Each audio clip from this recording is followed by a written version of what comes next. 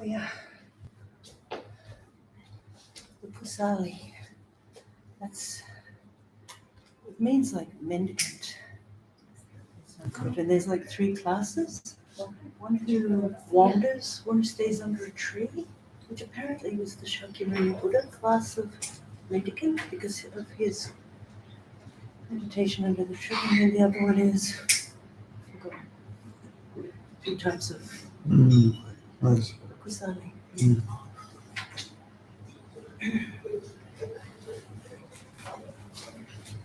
What time do you leave? People leave. 3. Yana and What time do you leave? Oh, 3:30. So yeah, hour and a quarter.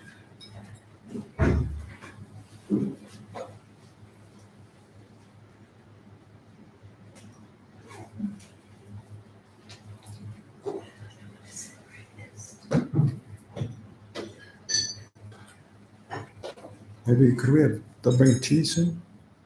Do you want maybe early? Yeah. Well, it's supposed to be at 2:30, no? Okay. It's 2:30. 2:30 is fine.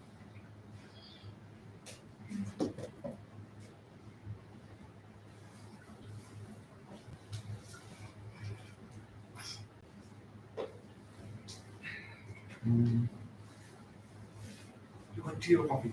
Coffee. Coffee. No milk. Yes, no milk, yeah. Coffee. 1, 2, 3, 4. Coffee. 5 coffee.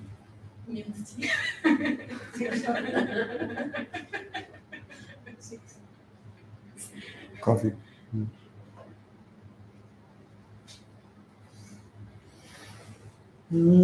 Okay, so welcome back from the temple.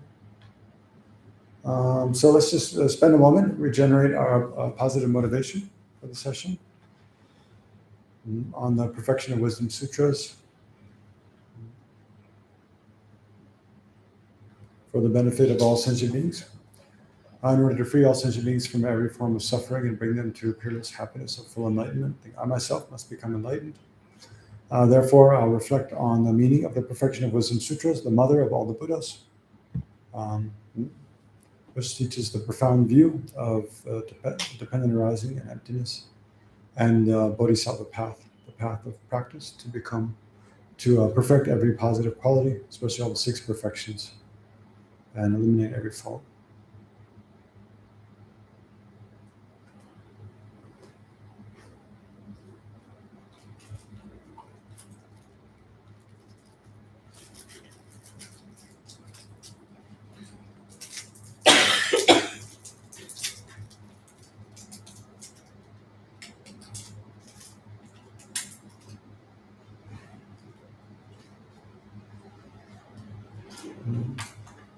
Okay, so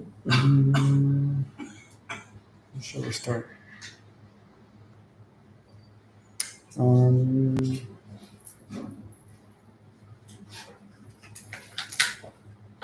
in the 8,000 verse.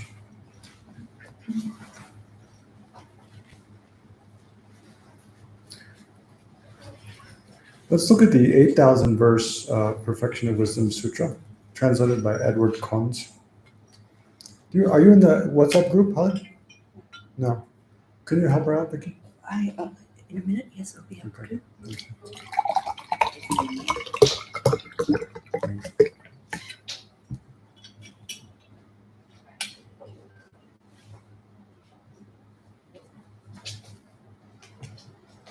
So,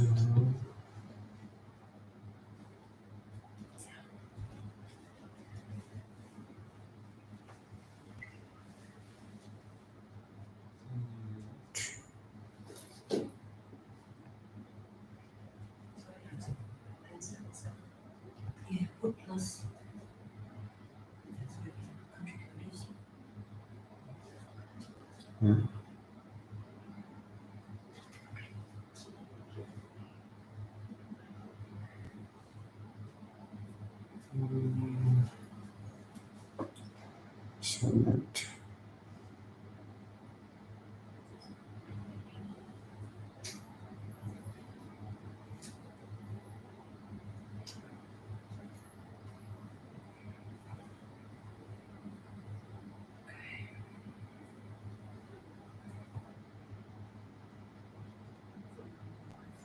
Okay. So look at page 30 in the 8,000 verse Perfection of Wisdom Sutra. Look at page 30. I think that's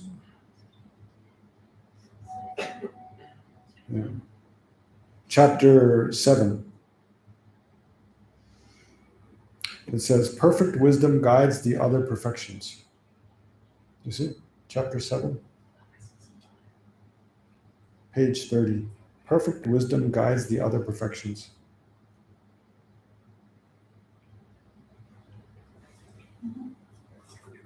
Everybody got it? Okay. Yeah, 8,000 verse, translated by Edward Conze. So I wanted to just say, because the Perfection of Wisdom Sutras, of course, they teach the perfection of wisdom, right? But the perfection of wisdom is part of the 6, well, enumerated as 6 or 10 perfections. So the perfections are sort of the main practices that bodhisattvas engage in. So usually the most common you hear of is the list of the 6 perfections, right? The practices of bodhisattvas are all included in the 6 perfections.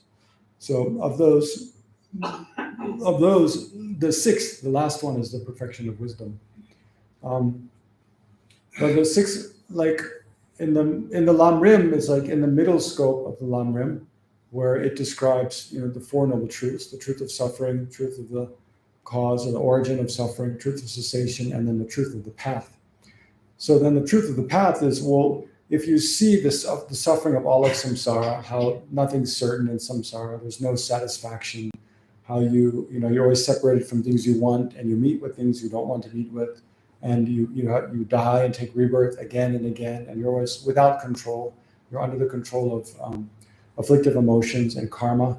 So when one sees the faults of samsara and wants to be free from that, so by looking at the first 2 perfections, the suffering and the cause of suffering, and then looking at the cessation of suffering, one sees there's a possibility to be free from all the suffering of samsara. And then there's a description of the path. So then the question is, well, what's the path of practice that you follow? So in the middle scope, for a person who simply wants to be free from suffering for themselves alone, then the main path of practice is called the 3 higher trainings, right?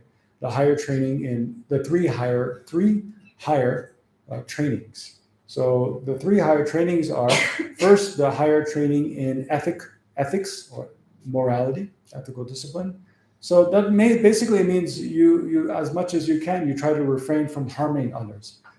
So you refrain from killing, stealing, lying, sexual misconduct. And intoxicants are not in the I'm thinking of the 10 non-virtuous actions. Intoxicants are not there. That's one of the lay vows. But then what is it? Oh, the 3, anyway, the 10 non-virtuous actions, right? The 3 of body, 4 of speech, and 3 of mind.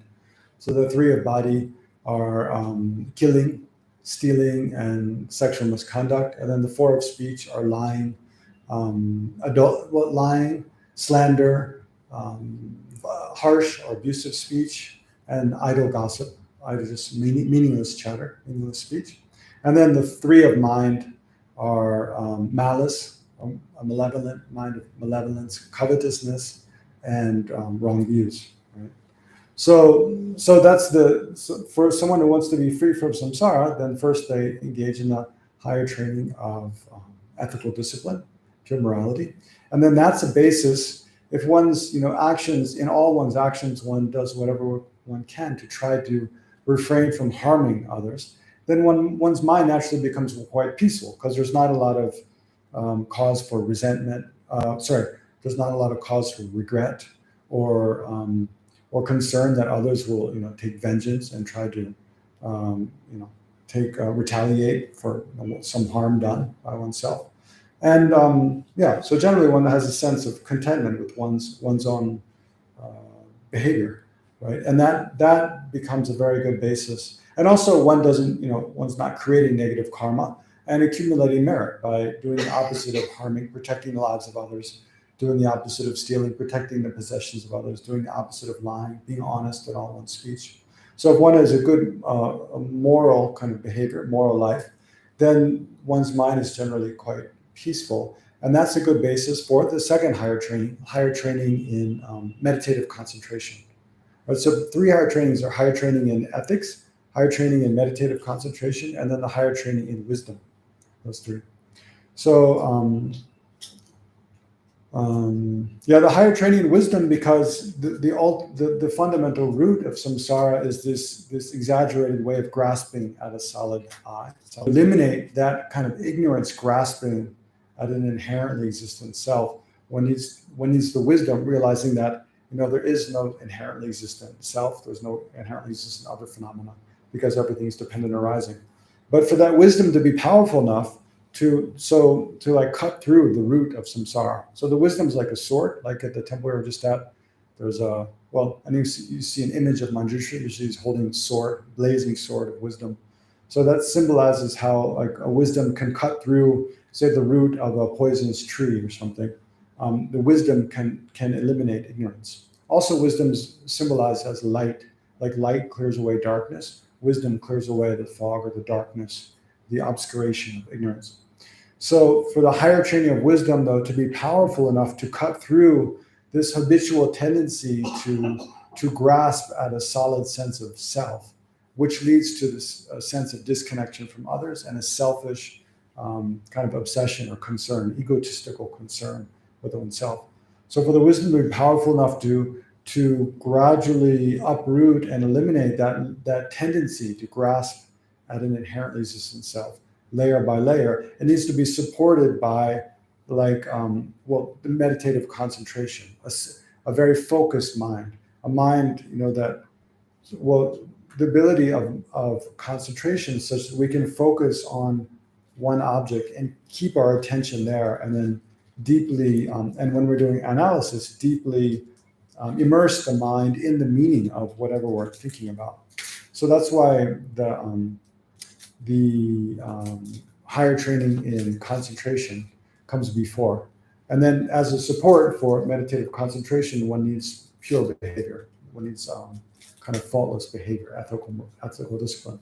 So for a person that wants to be free from the suffering of samsara, the main path of practice is the 3 higher trainings: the higher training in morality, higher training higher training in morality, higher training in concentration, and then higher training in wisdom. But so those are the trainings for the person of the middle school. But for the person of the grade school who wants to achieve full enlightenment, which is a bodhisattva, then their trainings are described as the 6 perfections. Right? So the 6 perfections, again, the last one, like with the 3 higher trainings, the last one is the training in wisdom. And then again, like with the 3 higher trainings, the first 2 are supports for higher training in wisdom. In the terms of the 6 perfections, the first 5 perfections are all supports for higher training in wisdom as well. So the 6 perfections of bodhisattvas are,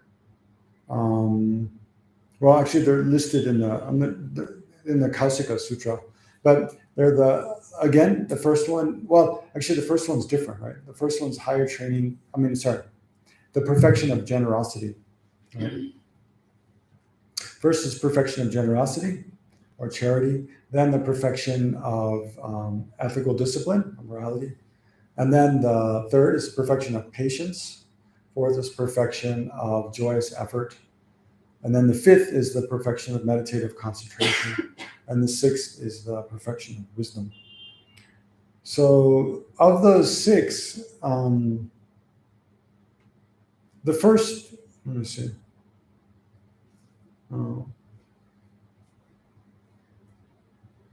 The first 2 and the perfection of ethical discipline are said to be the main. I think it's the first 3 actually. The first 3, the perfection of generosity, ethical discipline, and patience, are said to be primarily the practices for lay people, right? Whereas the last 2, the perfection of wisdom and perfection of meditative concentration, are said to be primarily practices for ordained people. And then the 4th, the perfection of joyous effort, is said to be, practice for all. So the reason for that is because generally as ordained people, they should live a life of simplicity, not having many possessions and not involved much with like buying and selling and acquiring possessions. So when ordained people practice generosity, the main type of generosity they practice is giving Dharma, explaining Dharma to others, giving others support in Dharma practice.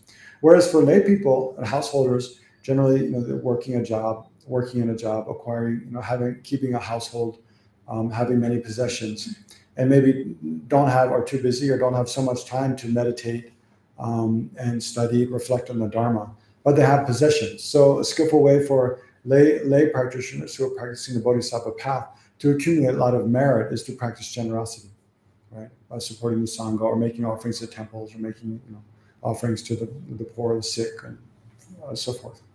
So that's why it said of the 6 perfections, the first generosity is mainly a practice of lay people. Then the second one, ethical discipline, is kind of strange because ordained people, they have many vows, right? So they're keeping all these pratimoksha vows, bodhisattva vows, tantric vows. But for them, the vows are serving primarily as a basis to generate meditative concentration and wisdom. Whereas for lay people, it's much more difficult to keep vows, to not steal, not lie, especially if you're engaged in business. To not lie can be a challenge oftentimes, or to abandon idle gossip. If you have to attend a lot of birthday parties and weddings and funerals, it can be difficult. Maybe coffee, please. Yeah.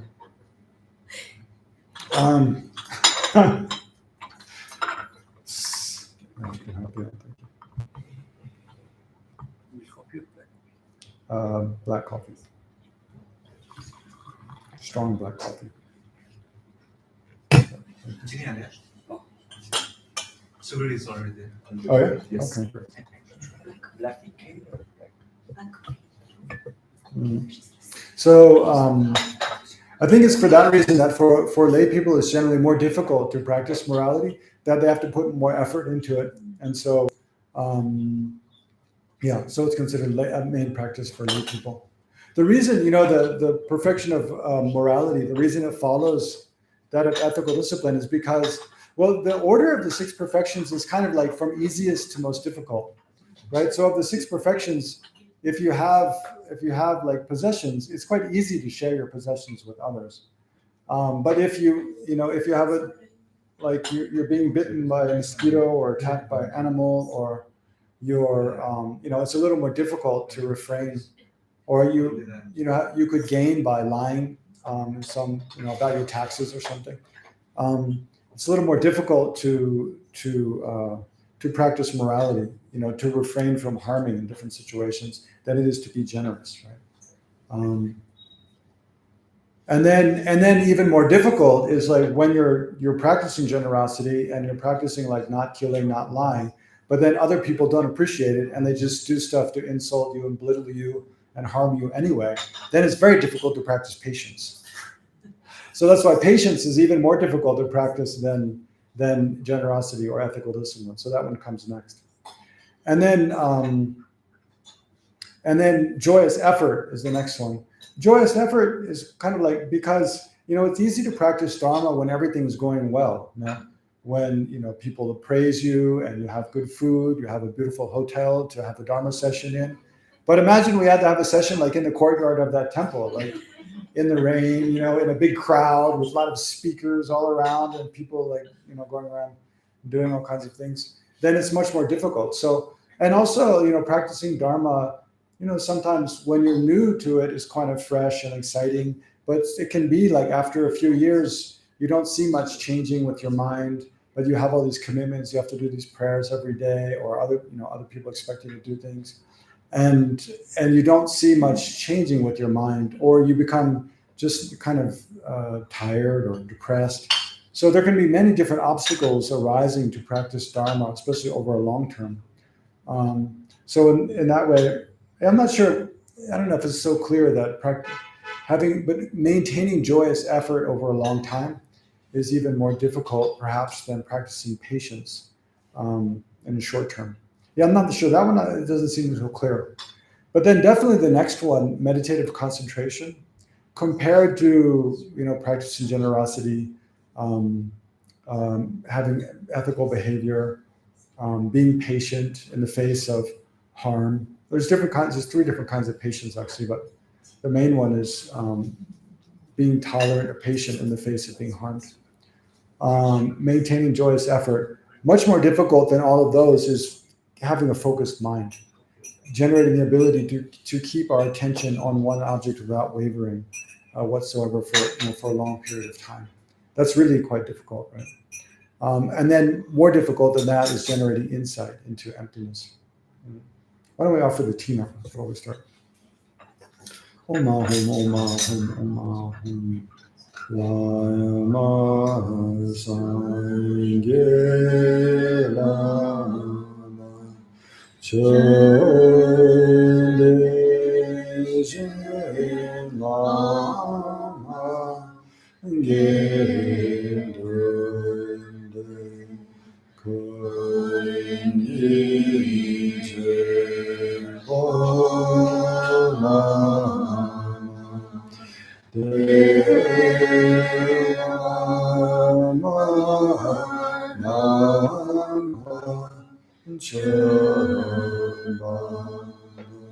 The Guru is Buddha, the Guru is Dharma, the Guru is Sangha. Also, the Guru is the origin of all happiness. To all Gurus, I offer this tea or coffee. I don't need biscuits. No. You don't want? Maybe just one? No.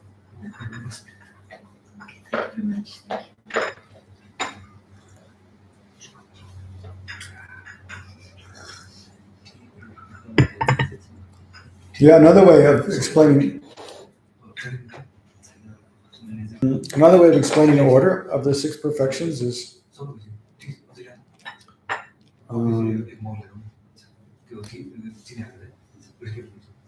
again, because generosity is most easy to practice. But then when you're practicing generosity, there's a danger that you might do something immoral, right? So like giving someone alcohol, or giving something to someone that might harm them, or stealing in order to be able to make offerings, using deception in order to be able to make offerings or something. So then, in order for the act of generosity to be pure, it has to be accompanied by ethical discipline, pure morality. But then, in terms of practicing pure morality, there's also a danger that one might become angry at others, and that would kind of destroy the pure morality. So the pure morality to be pure, also it needs to be accompanied by patience, where one's not becoming angry, and also one's not becoming. There's a patience of practicing Dharma, where one's not becoming tired of doing the practice, but can sustain for a long time. And then, as a support for all of those practices, is joyous enthusiasm or joyous effort, where one recognizing the benefit of doing Dharma practice, then one, and taking joy, enjoying like practicing virtue and abandoning non-virtue, then that kind of joy sustains and causes the practice to become enhanced and increased more and more. So the fourth perfection is considered as a support for all the other five. But the first three, generosity is an easy way to accumulate a lot of merit, and also practicing ethical discipline, easy way to accumulate merit, like keeping vows, especially. Every day, even we don't kill, other animals or other human beings, of course, that's very good. But if we have a vow, we've made a promise, like in front of all of our teachers, in front of the Buddha, Dharma, Sangha, or whatever we consider sacred, we've taken a vow not to kill. Then every day, of course, we're not killing, but we're also keeping the vow that we took. We're keeping the promise that we made not to kill. So then we additionally create more merit every day just by doing the same thing, because we've taken a vow. So practicing generosity and ethical discipline are two powerful ways to accumulate merit. And then, but if we get angry, even we're practicing Dharma, but occasionally we get very angry about something. Anger is the most powerful negative afflictive emotion. And in one moment of getting angry, we can destroy the merit we've created over, many years, many lifetimes. So by practicing patience, it's a way of protecting the merit we've accumulated before and preventing ourselves from destroying positive energy we've created. It's just like you can see with friendships, no? It takes a long time to really become, kind of very deeply trusting friends with someone.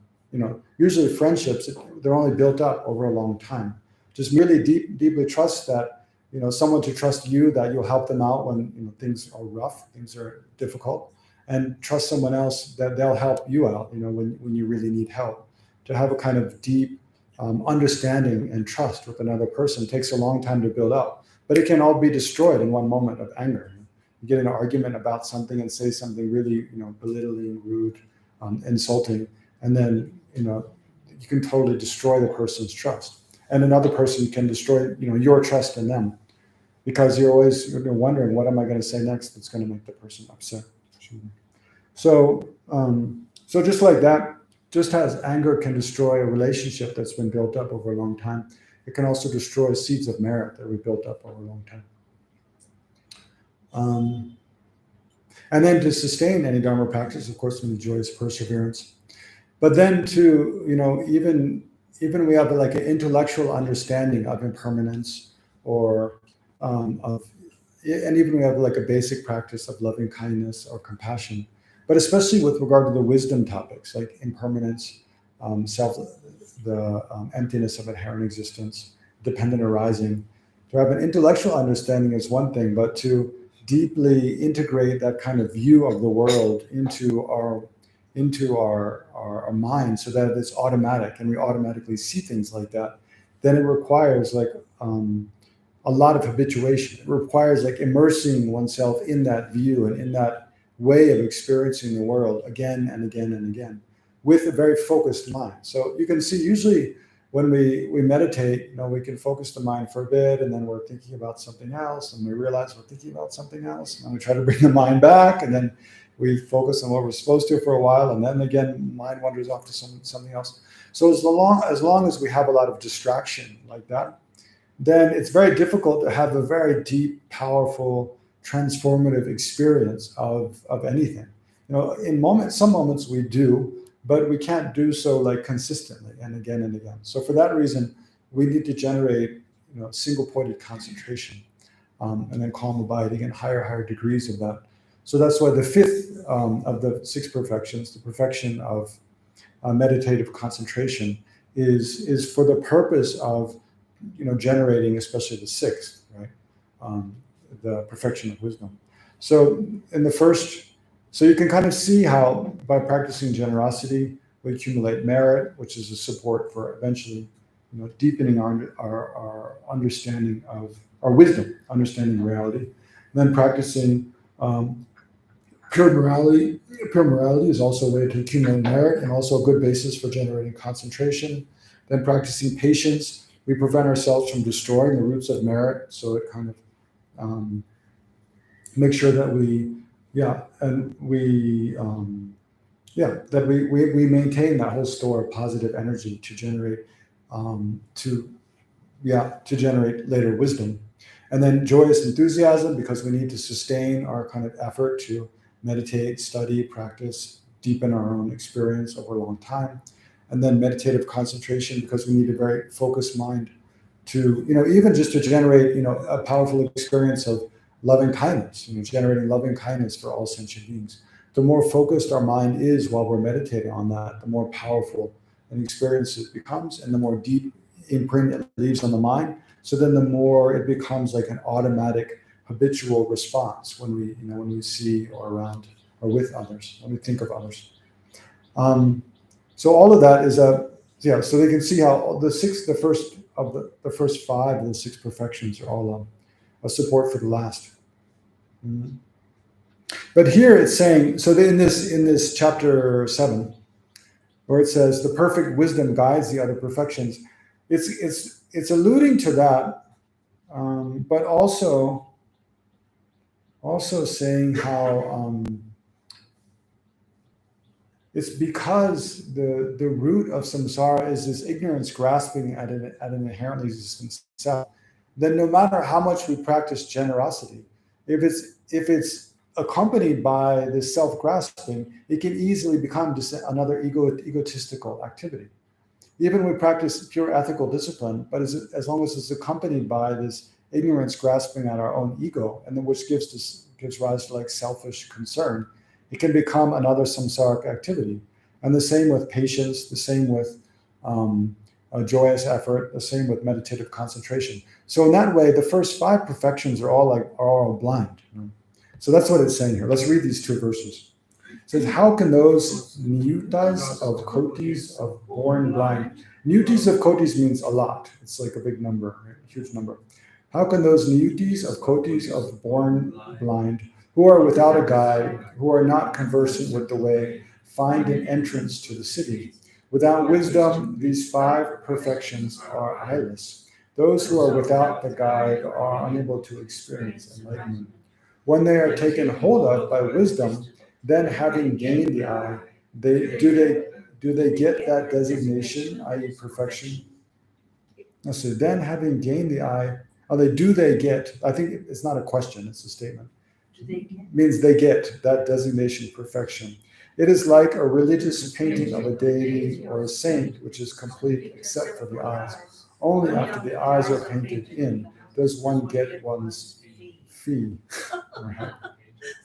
I read it as face before. That's the painter gets his fee only after he paints the eyes. Can you imagine he paints like deities, but there's no eyes? Then no one's going to pay for it.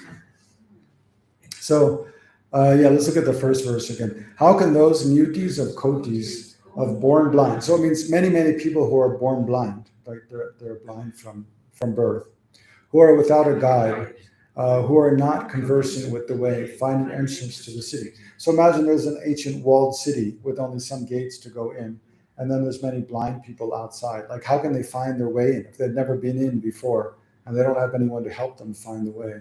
Like, how can they find the way in? So here the city is symbolic of like the city of enlightenment, or the city of nirvana, freedom from samsara. So the first 5 of the 6 perfections, because they're eyeless, because they don't realize the nature of reality, then no matter how much you practice generosity, ethical discipline, patience, joyous effort, and meditative concentration, it'll never lead you to freedom from samsara. It'll never lead you to full enlightenment. It's only with wisdom, realizing the nature of reality, accompanying those other 5, that one can find the way. So that says, without wisdom, these 5 perfections are eyeless. They're like an eyeless person. Those who are without the guide are unable to experience enlightenment. So without this, the wisdom realizing emptiness, and that being the guide to how to eliminate ignorance and the subtle imprints of ignorance, only accompanied by that can one achieve enlightenment. Mm-hmm. Yeah, I'm not sure if I mentioned before, but the actual perfection of generosity up to the perfection of wisdom only exists in the mind of a Buddha, right? So when we practice, trying to practice generosity, practice pure morality with a bodhisattva, with a bodhicitta motivation, then it's like a simile of, it's similar to, in a way that we're aspiring to actually generate the perfection of generosity, or perfection of wisdom, and so forth. But it's not the actual thing. It's just a similar, even in any bodhisattva on the path of accumulation, the path of preparation, path of seeing, meditation, all of those, they're all practicing the perfections, but they don't actually have an actual perfection of any of those 6.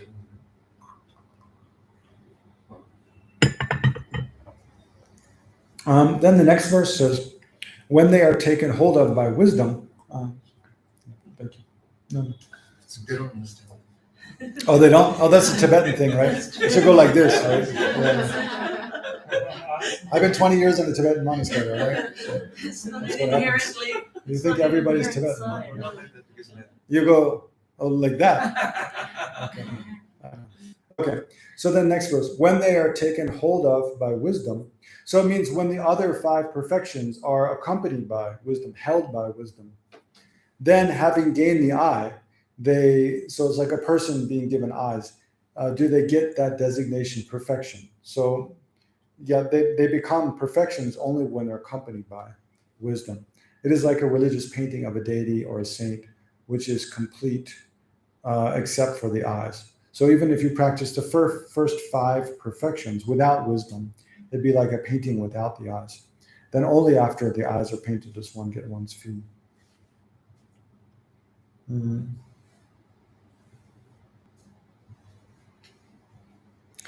Let's see, the attitude of Dharma to itself. Let's read the next couple of verses as well.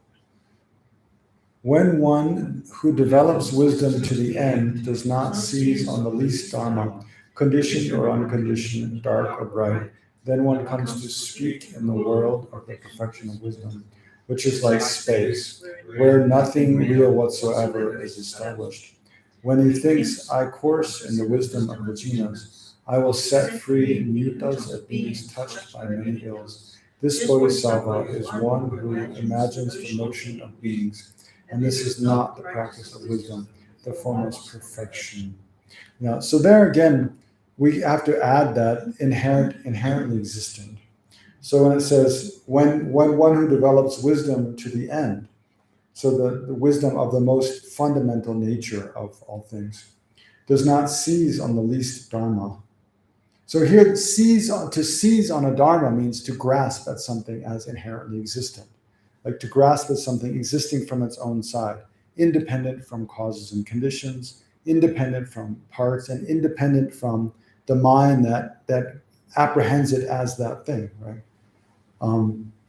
So that's what it means to seize on the least dharma, is to grasp at it as existing from its own side, by the force of its own characteristics.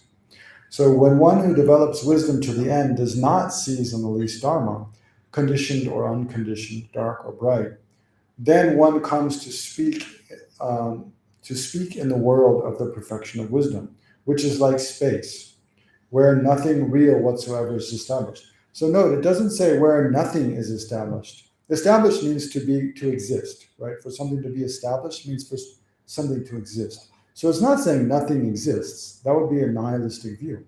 And that would be totally ridiculous, because the statement nothing exists itself is an existent, something that exists. So it's not that nothing exists, it's that nothing real whatsoever exists. So here the meaning of real is just all the stuff we were talking about before. Something existing from its own side, having an essence from the side of the object.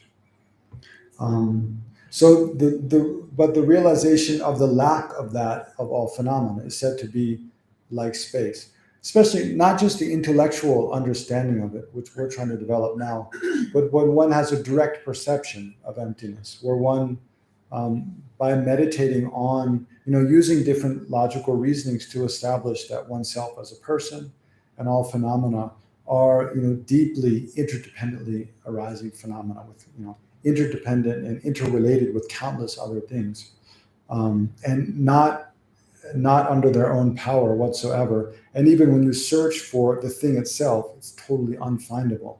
Then you sort of, it's said, you recognize, when you do that analysis, you end up negating, the existence of anything from its own side, right? By the power of its own characteristics. And that negation is said to be like space. Recognize, because for us, ordinary beings, everything that appears, whether it's something we see appearing to our eyes, sounds that appear to our ear, sense consciousness, thoughts appearing to our mind, the tastes. When we taste the coffee, it tastes like, oh, this is the taste of coffee. It looks like that taste is completely from the side of the coffee. But actually, that's an interaction between my tongue and my ideas about coffee and the coffee. Like the same coffee can taste different to many different people, depending on their, their chemistry, their bodies, whatever, different things, their idea about what tastes good. So to us, tastes, sounds, sights, when we think of things, all those objects, everything appears to us as if it exists from its own side, right? So it's said that when one realizes emptiness, at first there's kind of fear arises in the mind, because one has the idea that maybe it's the case that everything I thought that existed, myself and everything else, that up until now I've thought existed, it doesn't exist. whatsoever. And maybe like I don't exist, nothing exists. And there's a sense of like, similar to dying, that you feel like you're going to cease to exist. So just like there's an innate fear of death when we're passing away from this body, because we have such a strong association with this body and this way of perceiving the world, then as we approach death and our senses decline, we can't see, we can't hear, we can't feel things, we don't have strength like we had before. And even especially what I think must be much more terrifying, when our ability to like understand, we can't remember like the name of someone, we can't remember where we are, we can't remember who we are. That must be very, very terrifying. And then we can't control our body anymore. And then we feel a sense of like starting to be separated from our body. Then there's, an innate fear. If one hasn't prepared for that experience of dying, a great fear can arise. And then grasping arises at the self, and that throws one into a next life. So similarly, it said when you meditate on emptiness, emptiness of inherent existence, because until now, everything we experience appears as if it exists from its own side. And then we use reasoning to deeply, establish clearly that nothing exists like that. It said there can be a fear that, that actually nothing exists. There's a danger of falling into nihilism, the idea that nothing actually exists. But it said instead of, at that point, if one follows the fear and stops doing analysis and pulls back, then that becomes a big obstacle. Rather, one needs to kind of trust in the logic of the analysis of that things don't inherently exist and go through the fear.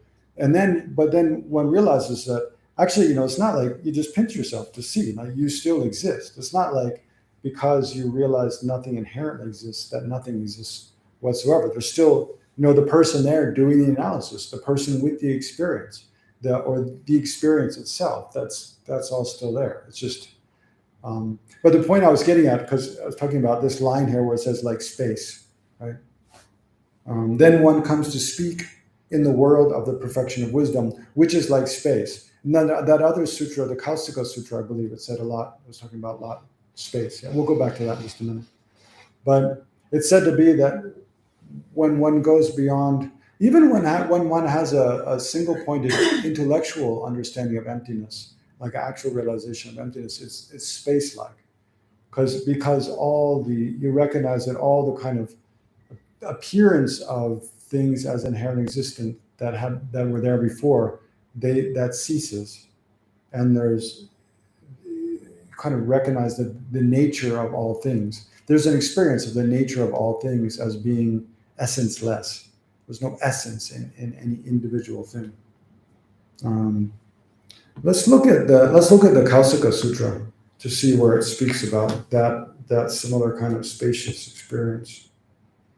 And it doesn't talk about the experience there so much. It talks about the one taste, but it's related, that everything has one taste in emptiness, or what is it? I forgot the term.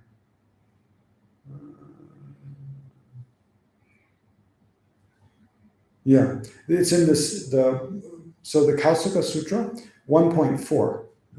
It's the fourth paragraph, page 11.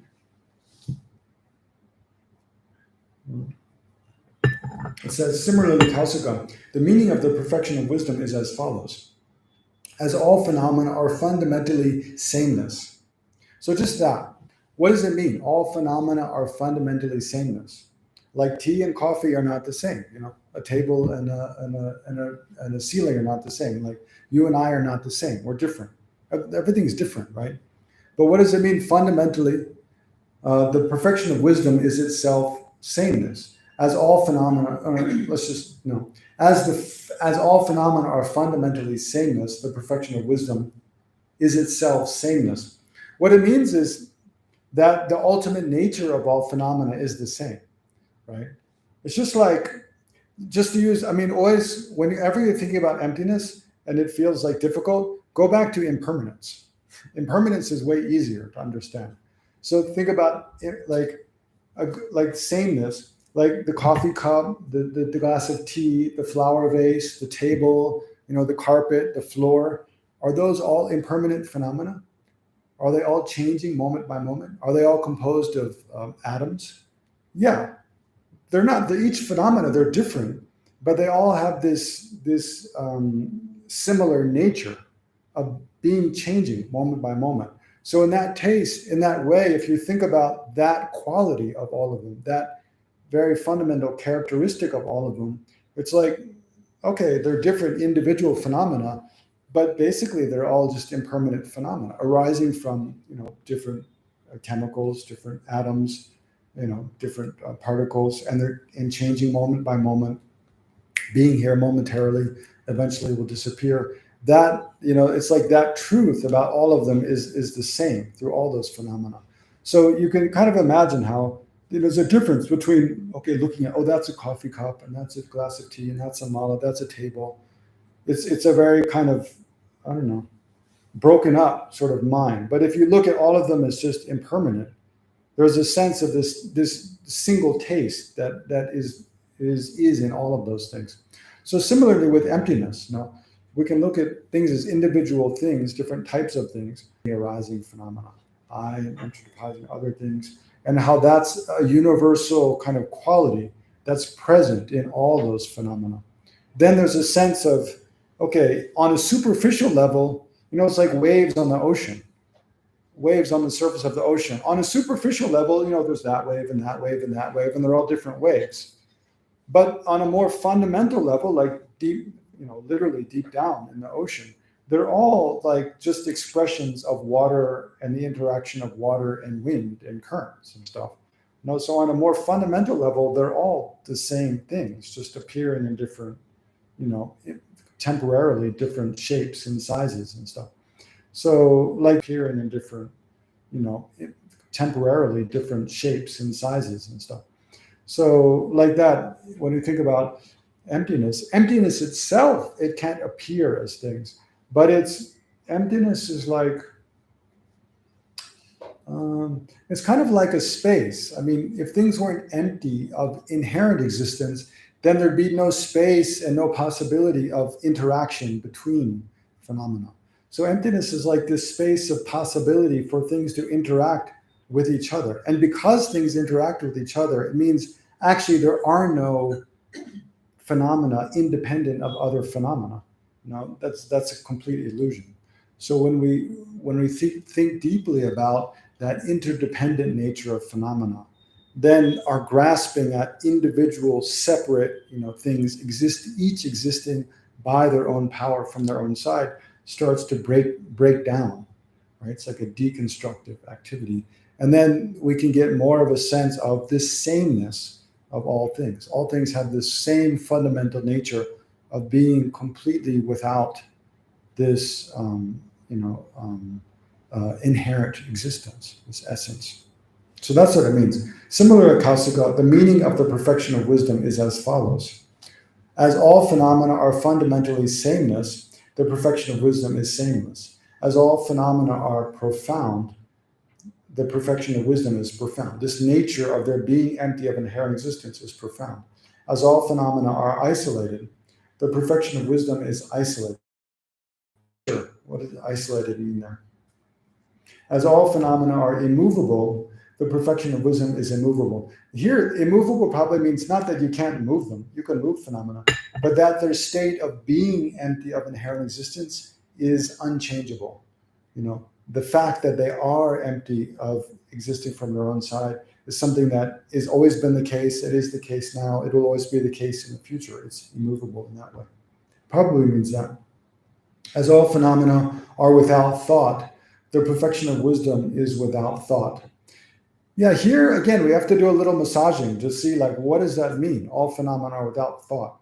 Of course, a coffee cup is without thought because it's just a cup, but it can't mean that. That's way too simple, right? So that as all phenomena are without thought, it probably is referring again to this kind of grasping at the thing as existing from its own side, and referring to that gives a false appearance. It causes the thing to appear in a way it does not exist.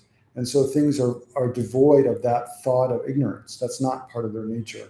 And so the perfection of wisdom is without that ignorance. Then that kind of makes sense, right? But anyway, these kind of passages, you have to look at other sutras, look at other commentaries, and think about and try to. I mean, that's why it's so important to rely on the commentarial tradition explaining these. But I didn't find any commentary on this sutra. Yogic direct perception and non-conceptual. It could also be that within for someone directly a yogi directly realizing emptiness, in the face of that mind, there's no thought of anything. Yeah, that's a very good interpretation. Yeah. So when we directly realize emptiness, then when one's in a meditative equipoise where one directly realizes, that all things are devoid of inherent existence, then all that appears in the face of that mind is that voidness, that absence of inherent existence. So in the face of that mind, there's no thought of this thing or that thing or that thing. It could be that. As all phenomena are free of fear, the perfection of wisdom is free of fear. So there's no fear of that realization. As all phenomena are free of anxiety, the perfection of wisdom is free of anxiety. As all phenomena are of one taste. So again, there's that's a very common phrase, one taste. This is similar to the sameness above. The perfection of wisdom is one taste. So it means all phenomena have this fundamental quality of being empty of inherent existence or dependent arising. As all phenomena are unborn, the perfection of wisdom is unborn. Yeah, unborn can mean two different things. One, it can mean that it has no beginning. Well, it can mean there's no beginning to the arising of things. It's not like in the past there was nothing at some point and then something arose, but rather the dependently arising kind of stream of things has no beginning. It can also mean that when something does come into existence, it's not inherently existent. It's arisen from causes and conditions, and so there's no inherent there's no inherently existent production. There's not something inherently existent that's born, and therefore, as phenomena are unborn, therefore it's not born. The perfection of wisdom is unborn. As all phenomena are unceasing, the perfection of wisdom is unceasing. That's more a reference to the future, right? In the future, there'll never be something inherently existent.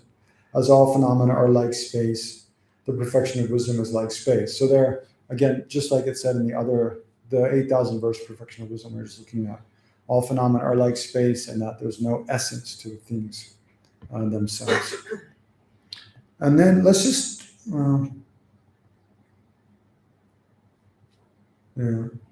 let's jump down to the paragraph 1.7. It's just, I think, the one after that. Paragraph 1.7. It says, similarly, as the perfection of giving, you see that? So there it lists the 10 perfections. Actually, I was talking about the 6 perfections, but actually there's 10. They're not spoken of so often, but here it lists all 10. So similarly, as the perfection of giving, the perfection of discipline. So that's, I was saying, ethical discipline and morality. So there's giving, perfection of discipline, the perfection of patience, the perfection of effort, joyous effort, the perfection of concentration or meditative concentration, I was saying. The perfection of wisdom, there's the 6th. So now there's an additional 4 to make 10. The perfection of means, that means like skillful means. It means, just like I was saying, the Buddha taught the 3 turns of the wheel of Dharma for different types of people. The Buddha gave different types of teachings that are suitable and appropriate for beings of different mental disposition. So that's like a skillful means. Knowing what's the best way to speak and act in order to benefit different types of individuals. So that's one quality of a Buddha, the perfection of means. Then there's the perfection of aspiration. Aspirations like prayers, making aspirational prayers.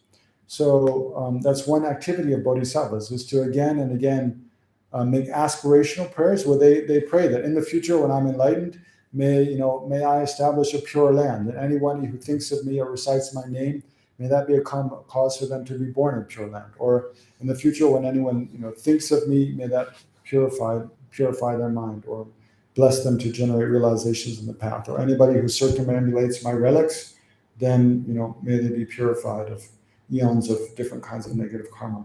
So those are all like aspirational prayers. So it's the perfection of aspiration. It's like prayer. The perfection of power. Power, top in Tibetan, it's more like, the ability to powerfully do different things, to engage in different activities in a very effective way, and overcome kind of opposing forces. And the perfection of gnosis. What is that in Tibetan? Geshe. It's Geshe. Moses. That's what they're translating. Yeah. Moses, okay. Yeshiki, Parchin. Yeah. I think it should say in the. Oh, it's Sera is the sixth. Look in the end note.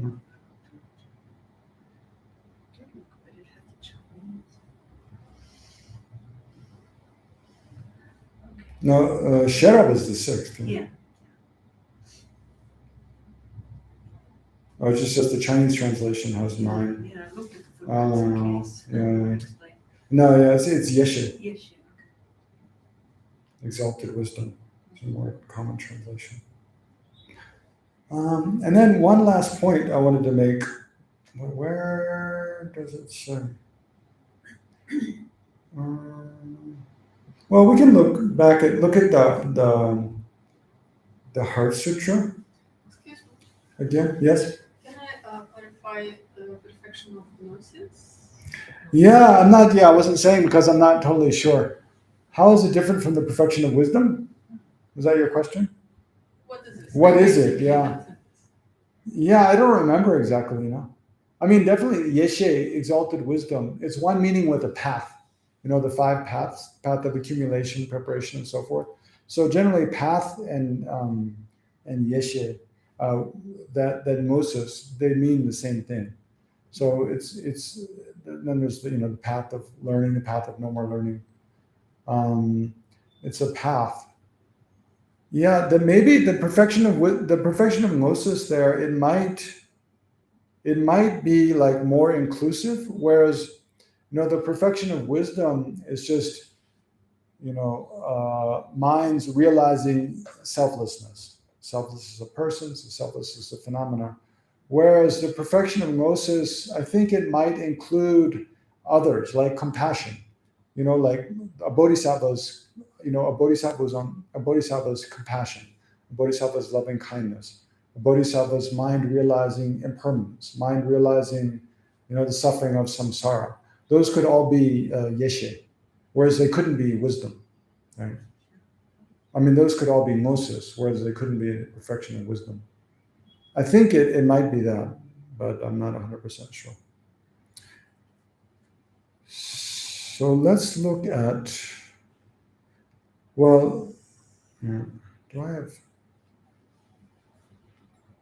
let's look at the version of the Heart Sutra in the prayer book, right? That we just recited. And there's a verse that comes before the perfection of wisdom. It says, praise to the perfection of wisdom. It's on page 8 in that prayer book, Prayers for Teaching Occasions, page 8.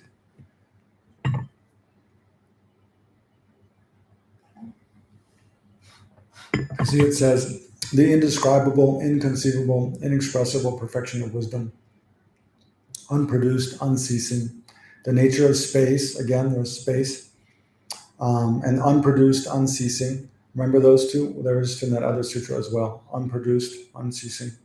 The nature of space. Object of the uniquely knowing transcendental wisdom.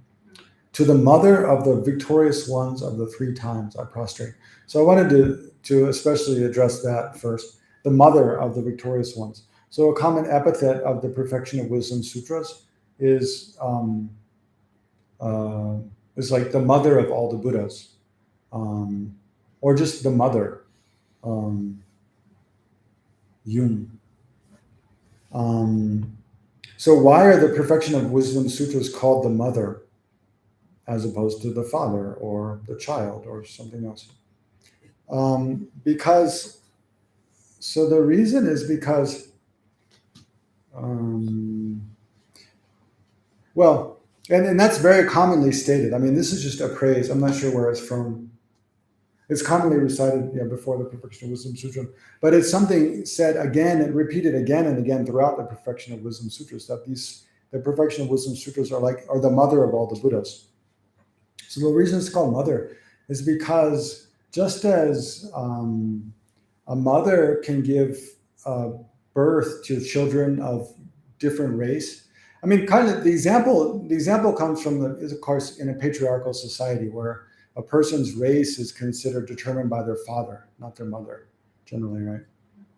In the most patriarchal societies in the world, especially in the past, then a person's race, whether they're like Tibetan or I don't know, Indian or Chinese or whatever, is primarily considered according to their father rather than their mother. So one mother can give birth to children of different races according to the father. So similarly, but all of the children of that mother have to be born from that mother to be her child. So similarly, within those who generate realizations on the Buddhist path and achieve, you can say, achieve different levels of, in one way it's the path of no more learning, in another way it's like, enlightenment.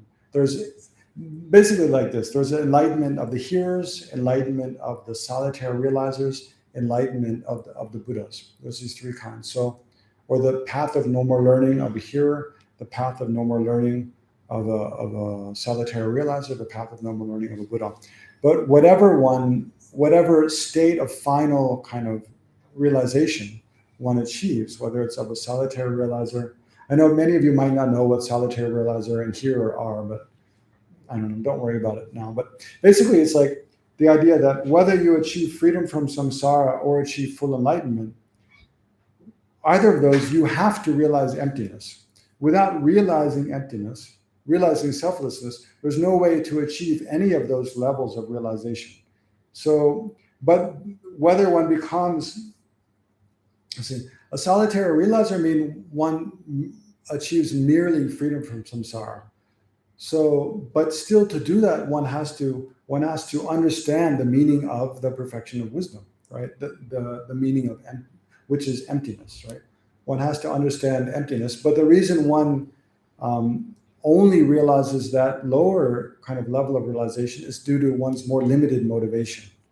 Then solitary realizers, it's a slightly kind of higher level of nirvana. It's also freedom from samsara. They also have to realize emptiness, but their motivation is a little bit more, a little bit, I don't know, more audacious in a way. They want to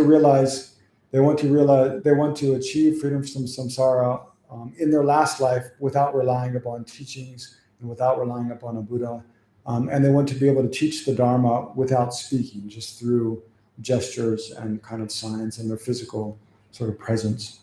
So it's called solitary realizer. So they have a different motivation in dependence upon the different. So the motivation here is like the father, right? But the realization of emptiness is like the mother.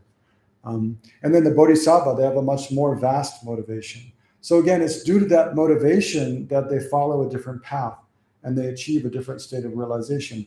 But the fundamental thing they're doing is realizing emptiness. And so that's the same. So in that way, the sutras are called the mother, because the main thing they teach is the understanding of emptiness. And that's necessary for all the Buddhas of the past, all the Buddhas of the present, all the Buddhas of the future, and even all the solitary realizers and all the hearers. They're all born from that same realization.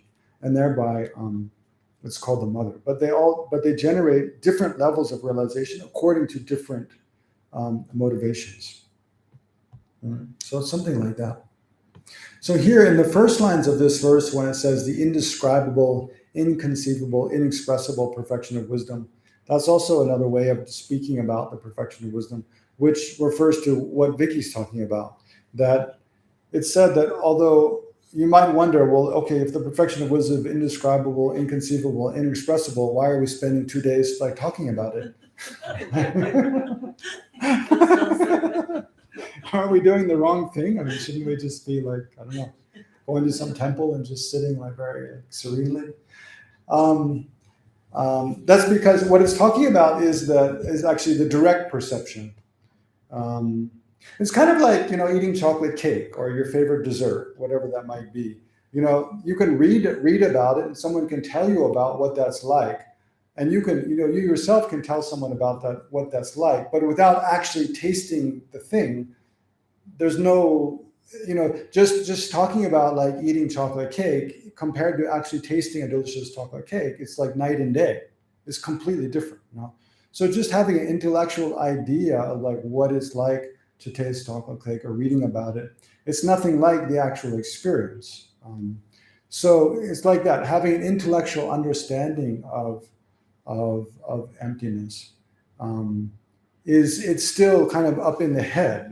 It's still based on concepts which are very limited. Just like words to describe something are very limited. Concepts through which we think about things are very limited compared to direct full experience. Like, why is it so much richer to like taste chocolate cake than to talk about it? Because words can only do so much. They're very limited.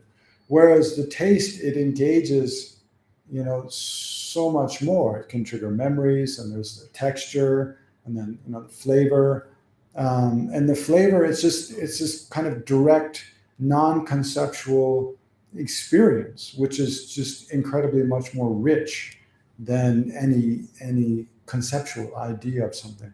So similarly, when we first realize emptiness, we can only do so through reason and logic and in a conceptual way.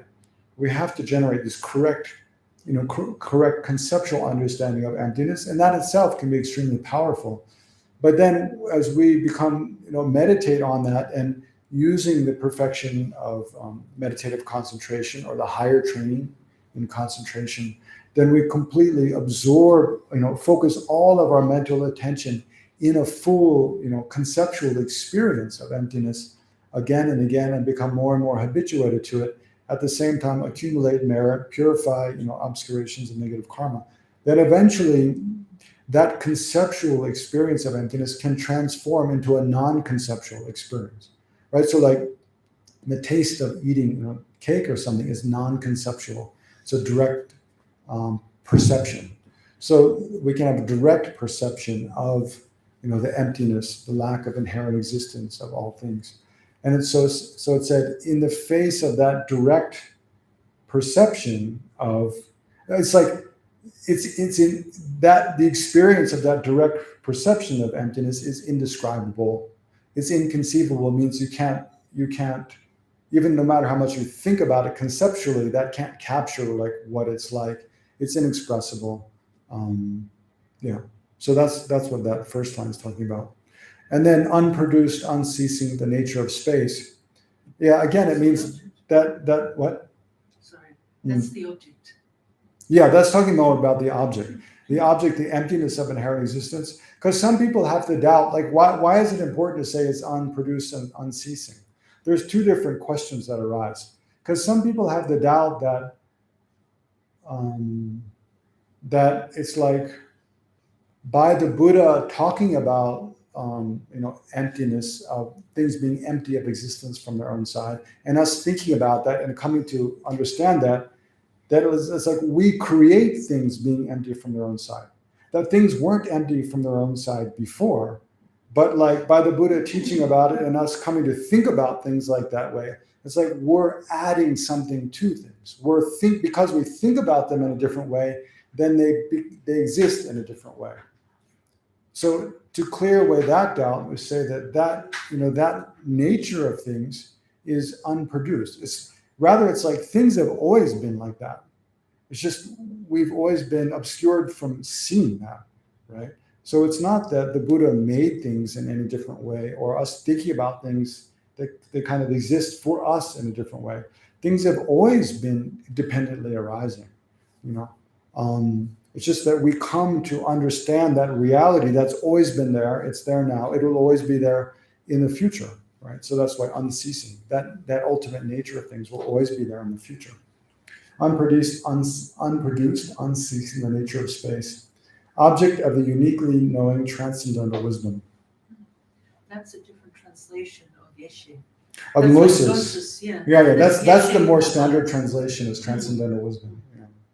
Or exalted wisdom, transcendental wisdom. There's two. To the mother of the victorious one, to the mother of the victorious ones. The victorious ones means the Buddhas. Of the three times means the past, present, and the future. So it means all the Buddhas of the past, present, and future all come from the Perfection of Wisdom Sutras because they all arise through realizing that. So then, I just want to point out one more thing. I don't know. Do you have any questions so far, or about any of that I've just said? The afternoon's a bit more challenging. Sorry, this is again proffering something rather than Please. asking, but Please, Bettina. because these, the first line is speaking about wisdom.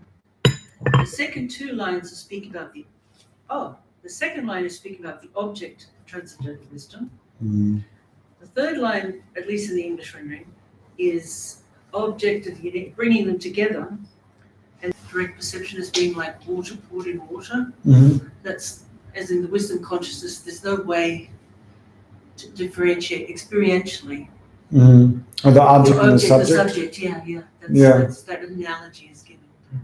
Water poured in water. What indicates that, you're saying? Well, they're sort of bundling the two together. They're not saying, one is the wisdom, one is the emptiness, and calling the whole thing the perfection of wisdom. Because when that non-conceptual experience, they are inseparable. There's no mediation from. No, there's no experience of separation. Yeah, I mean they are, yes. Conceptually, Ontologically, they're they are separable. They are, Yeah. but experientially they aren't. Right. Yeah. There's no Yeah. sense of For the experience of that perceiving. person and in that equipoise, there's no separation. That's it. Yeah. Yeah. So unification of the non-dual experience. Yeah. There's an absorption of the. Cessation of the sense of the object and subject being discrete, separate. Yeah. But I wanted to point out just one more thing. So, I mean,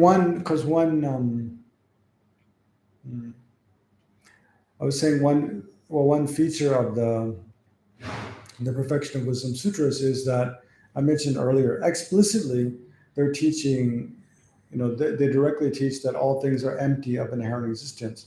But implicitly or indirectly, they're showing the entire bodhisattva path, right? So the Heart Sutra is a nice, just short form of how they do that.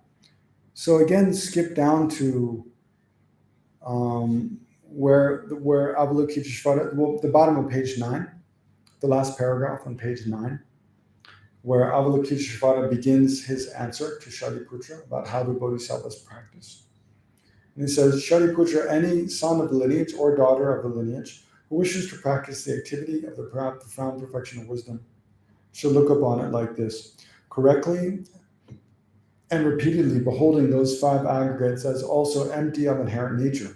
So directly, explicitly, he's saying that the five aggregates are empty of inherent nature, right? So the main thing he's saying is those aggregates are empty of inherent nature, but indirectly, he's also pointing out the five aggregates, that those five aggregates exist. And those are the constituent aggregates of a person, right? The body, the form, feeling, discrimination, compositional factors, and consciousness. So similarly, just jump down to on page 10. Let's say it's what paragraph 1, 2, 3, the third paragraph on page 10, where it says no eye, no ear, no nose, no tongue.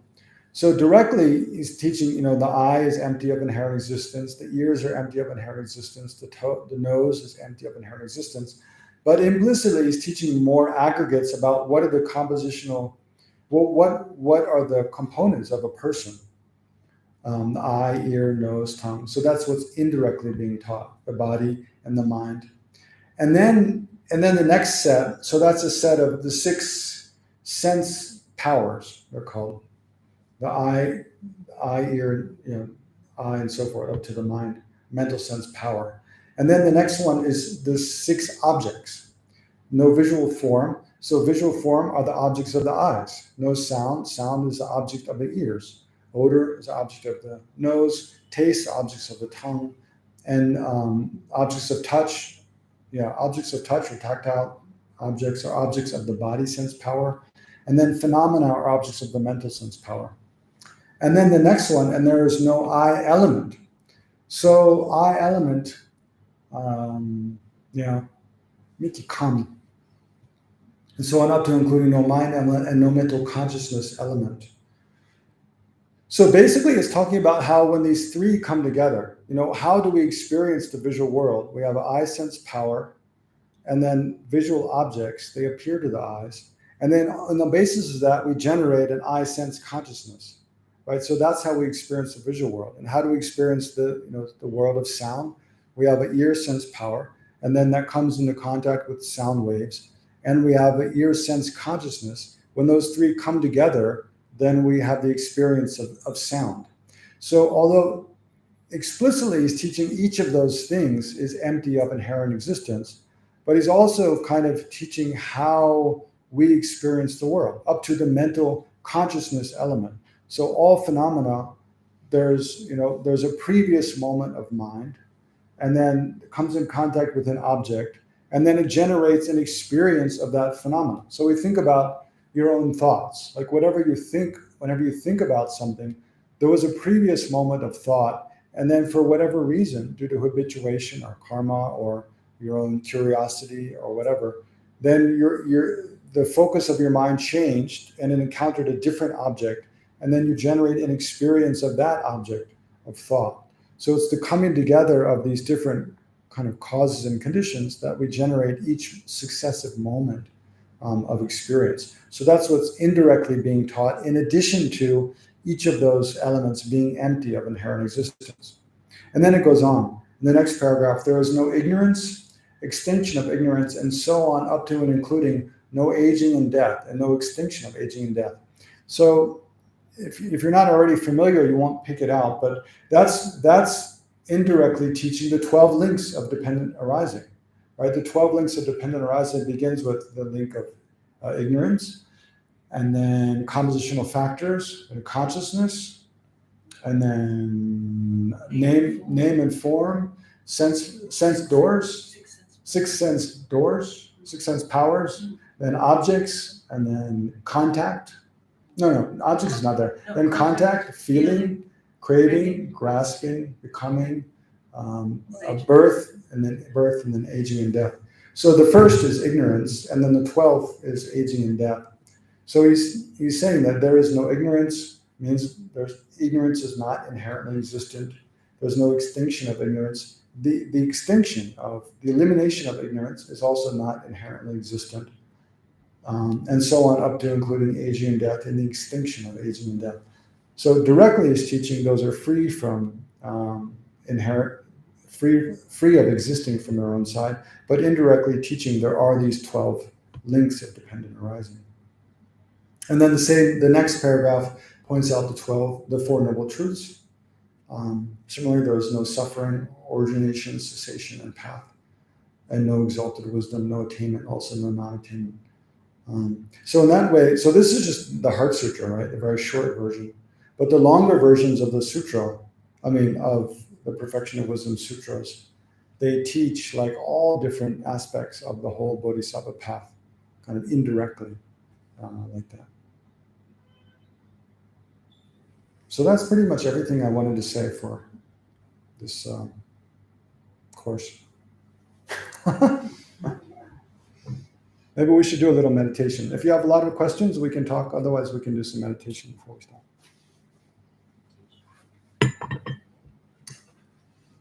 So, there's so much. We could go on with this course forever, for eons, and we'd never finish because the Perfection of Wisdom Sutras just go on and on. But yeah, one reason I wanted to make this WhatsApp group and share the electronic copies of the sutras is so you have them. Because I know for many of us, we would never, see or come across, especially the 10,000 verse, the 18,000 verse Perfection of Wisdom, the Kausika one. I never, I haven't heard of most of those till recently. But Yeah, they're very nice to just read as a practice of purification and accumulating merit. With the mind of faith, do some preliminary prayers, do the seven limb practice, offer a mandala, make requests to your teachers for inspiration, and then just read a little bit without feeling like, oh, I have to understand like what every word means. Just kind of read it, see how it affects your mind. Especially with I know my own experience, like reading the Perfection of Wisdom in 100,000 verses. That's one of my favorite to read because it's very repetitive. It just goes through lists of things and says, there's no this, no this, no this. And it really kind of, when you have some basic understanding, the no means doesn't exist from its own side, or whatever understanding of emptiness you have, then just seeing that repeated again and again, it kind of really has a sort of, it seems it has an effect on the mind, a very beneficial effect on the mind.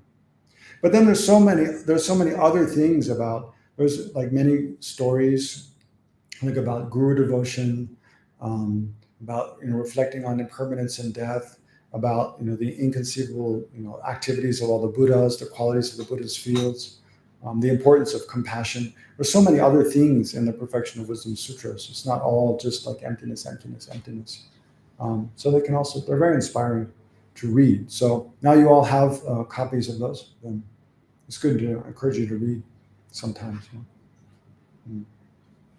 Yes, Vicky. Could you just give us the definitions and the relationship between conventional truth and ultimate truth? Sure. Conventional truth and ultimate truth. Just as another way of getting at perfection of wisdom. Sure, yeah. I mean, emptiness is synonymous with ultimate truth. Just trying to think of the definition in Tibetan. Or not strictly definition, but explaining their complementary and their one entityness. Yeah, different isolates. Yeah. Just to. Sure, yeah. Emptiness, yeah. Conventional truth, ultimate truth. Is that different from conventional reality and ultimate reality? No, it's pretty much the same. Yeah. I mean, more reality is not more is like conventional nature of things and ultimate nature. Like everything, everything that exists has a conventional nature, exists conventionally. Or another way to say that is, let me see. Actually, conventional truth. Well, let's start with ultimate truth. I mean, they're kind of the translation in English is a little funny. Dondan Demba. In Tibetan, ultimate truth is Dondan Demba. Dam. Dam means like sacred truth. So what it means really is like the truth that's realized by an Arya being, by a being who's directly non-conceptually realized emptiness. So in the face of the mind that's directly realizing that, then what appears? The definition, according to the consequentialist middle way school, Donam Jejiki Sema, Donam Jejiki Dela, Donam Jejiki Sema, Nyeba. It's a little complicated, that one, but it's basically like that which is realized by a valid mind analyzing the ultimate, in dependence upon which it is a valid mind, or it is a mind analyzing the ultimate. So it's a little bit of a circular definition, but what it means is basically everything, like we've been talking about, everything is empty of existing by force of its own characteristics or from its own side. And so the flip side of that coin is that everything is interdependently arising phenomena. And then again, if you flip the coin around again, you can say things are devoid of existing as an independent, isolated entity and thing. So that nature of things is their ultimate nature. Why is it called, ultimate nature?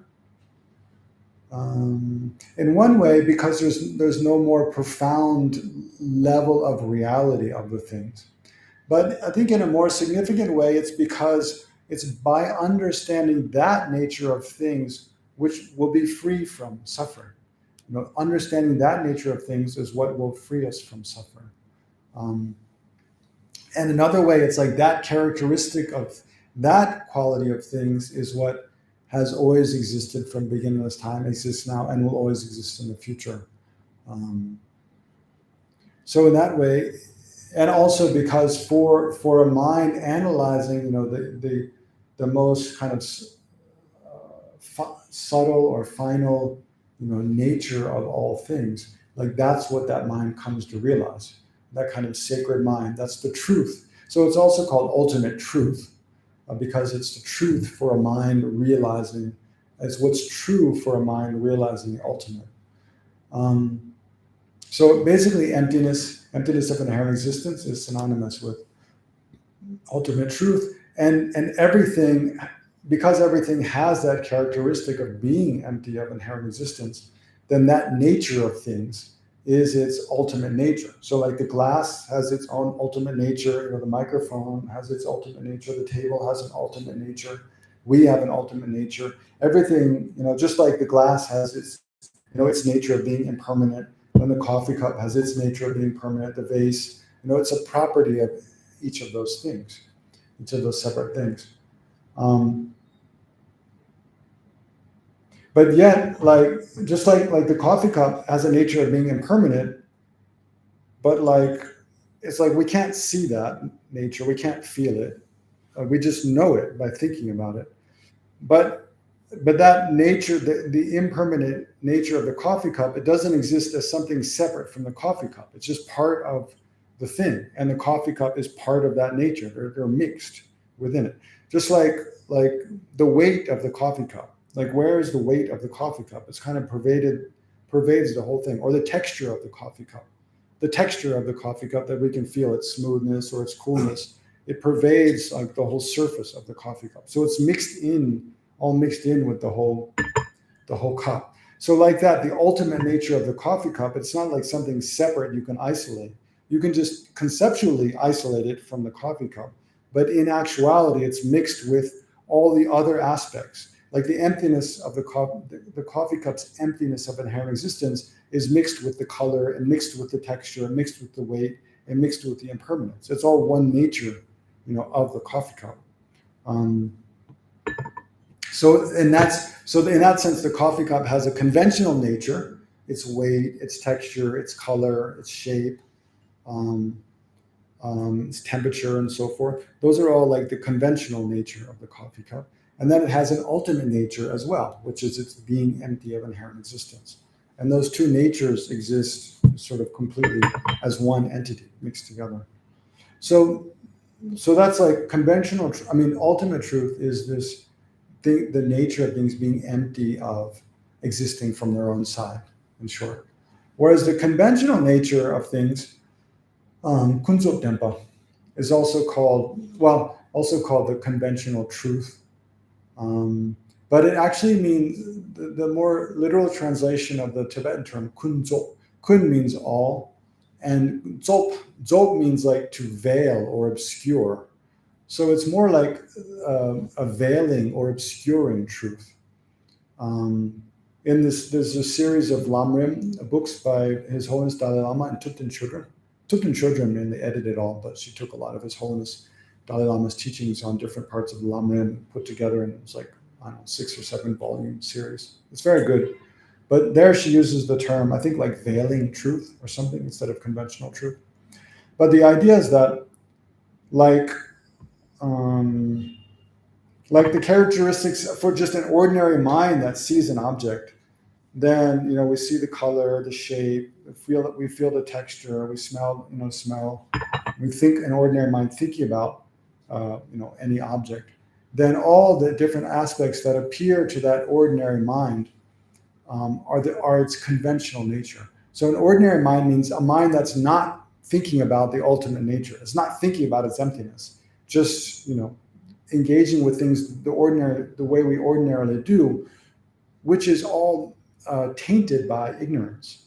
So when we ordinarily see something, smell something, taste something, think of something, the way things appear is all like tainted by our grasping at, our self existing from its own side, objects existing from their own side, and that sort of obscures, us from seeing reality. It's kind of like we're living in a dream in a way. It's kind of like, when you're having a dream and you don't realize it's just a dream, right? Everything, all these colors and shapes and sounds and, conversations and emotions and landscapes appear, but all of that, it doesn't, it appears as real, but yet none of it is real, right? So while we can describe, shapes and colors and experiences and, things happen, but all of that is all that experience is kind of obscured from seeing the reality that it's just a dream. But when we wake up and realize it's just a dream, then it doesn't have nearly as much kind of intensity or significance as it did when we think it's real, right? So it's like the dream appearance for the mind in the face of the mind of the person who's dreaming, it's like obscuring them from realizing that it's just a dream. So similarly, that's why it's called, the conventional nature of things, their color, their shape, the taste, their ordinary appearance, all that is mixed with kind of our ignorance, and it kind of obscures us from seeing the deeper reality that, those objects don't have any essence from their own side. They exist merely as, dependently arising kind of phenomena with no kind of findable essence that we search for.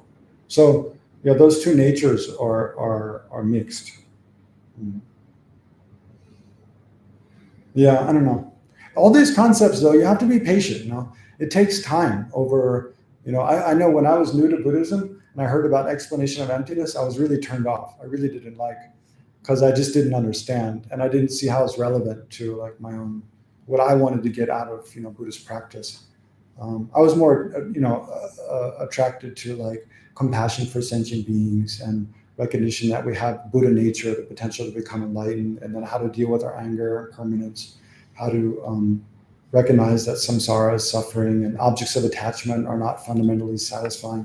And all this talk about like emptiness and inherent existence, emptiness was just like way over my head. But gradually, as I heard more about it, thought more about it, try to see more how it's relevant, then become more and more appreciate it more and more, and feel more and more comfortable thinking about it. And now it's like my favorite thing to learn about, to read about, to think about, to meditate on. Like now I become a Geshe. I finished all my like studies at Sera. I don't have to go to class and go to debate and go to all these things anymore. I'm so looking forward to when I can just kind of relax in a quiet place on my own and read about emptiness and think about emptiness.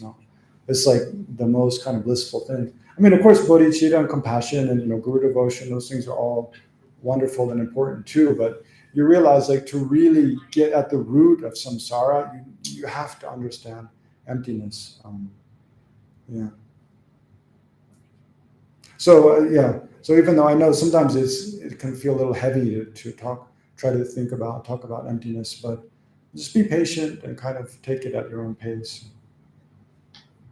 Approach it in your own way. That's why I always emphasize it's so helpful to think about impermanence or think about dependent origination. Those are kind of like the easy gateways into sort of thinking about emptiness. What time do we enter? Is it 4? Yeah, I think so. No? Any questions? Isaac, get up. Sushil, you haven't asked one question this whole course. Why is that? I'm distracted with the Okay. audiovisual. Yeah. So I guess one thing I'm trying to wrap my head around when understanding emptiness is like Sometimes it sounds like so emptiness is when you say something is empty of inherent nature, so it's a negation. But then we make these statements like, the ultimate nature of things is emptiness, or emptiness is form, and it sounds like asserting that there is this something that exists, right? But like there is this thing, emptiness, but it's like kind of like saying there exists a negation. So it almost like, I don't know if it's just That's right. There is a negation. I mean, it's like, remember what was my example? The absence of the koala on the table. Yeah, that doesn't exist, right? Hold on, no. So so it follows that there's a koala on the table? Wait, can you say that again?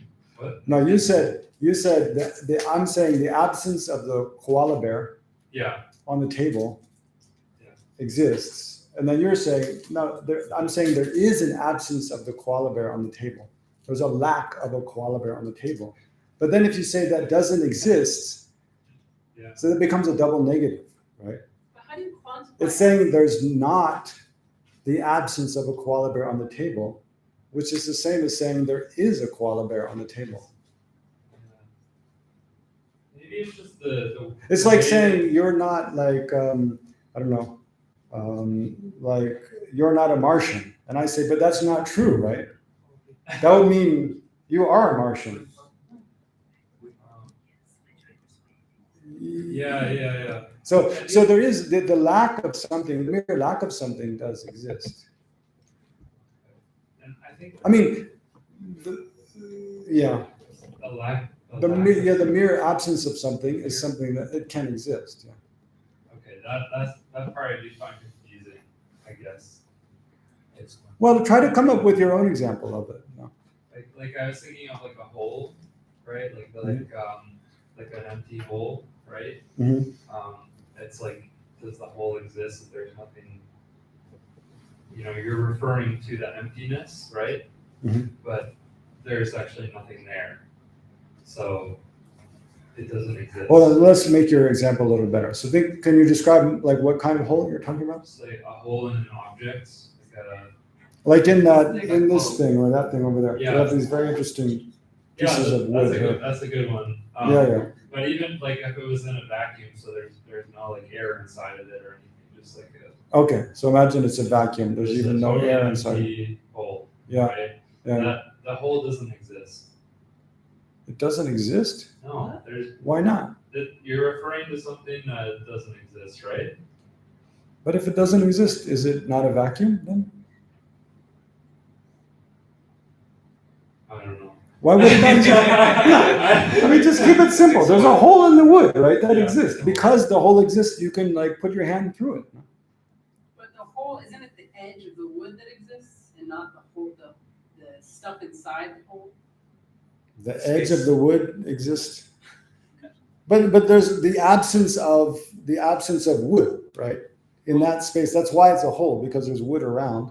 And then there's the absence of wood or any other like solid stuff there. That's what makes it a hole, right? I guess it's like we have like the concept of a hole, right? But it doesn't actually refer to any physical thing because there's no physical object there.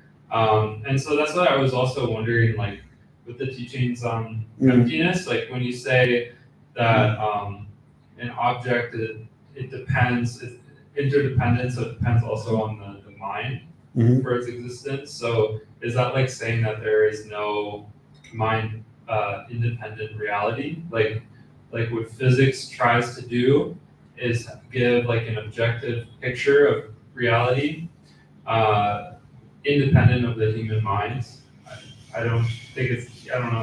Yeah, that's kind of true. Yeah. Right, but is it saying that there is no such reality? Yeah, physics tries to do that. Yeah. Yeah. Right. So I guess I don't know. Like if there's a hole with no physical stuff in there, like if you think everything is physical, then it doesn't exist.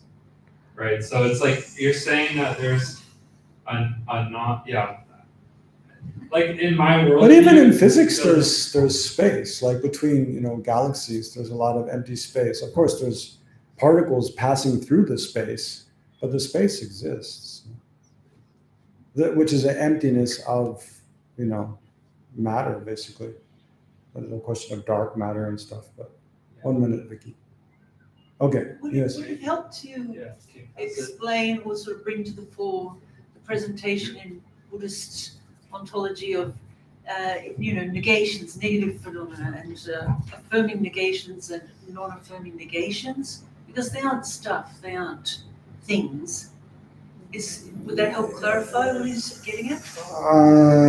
I don't know. The negation, the absence of a koala on how the can I table know is that? not a thing. What? The absence of a koala on the table is not a thing, but it's a negative phenomenon. It's a phenomenon. It's an existent thing. Yes, it's not a thing though. Well, you mean a functioning thing? Yeah, right. a thing. Yeah, A product, a compounded phenomenon. That's right. Yeah, it's not. Right. So that's. But it exists. But he's talking about if it exists or The not. thing is, he thinks that a negative phenomenon doesn't exist. But what I'm saying is, a Buddhist presentation of phenomena, negative things do exist as negations. Yeah, I think But I they're explained things. that. I think. Well, I don't know. The whole sound kind of a I don't confusing. understand it either. It's Yeah. all right. I don't think we're gonna maybe understand the next. Huh? We can try to clarify this. Yeah, I think it's good to clarify what is a negation. I mean, the Yeah, whole that's- class of negations and instances of negations would be helpful. Well, it's like this. I think about something you can realize, like maybe this. I mean, think of other, because they're permanent phenomena. Permanent phenomena can only be realized conceptually. Like, remember, 2 + 2 = 4, right? Does that exist? That truth, right? But it's not something you can see or hear, or it's just something you can conceptually understand, right? 2 + 2 = 4. But then think about, like, 2 + 2 does not equal 5, right? Does that exist? That truth, that 2 + 2 does not equal 5?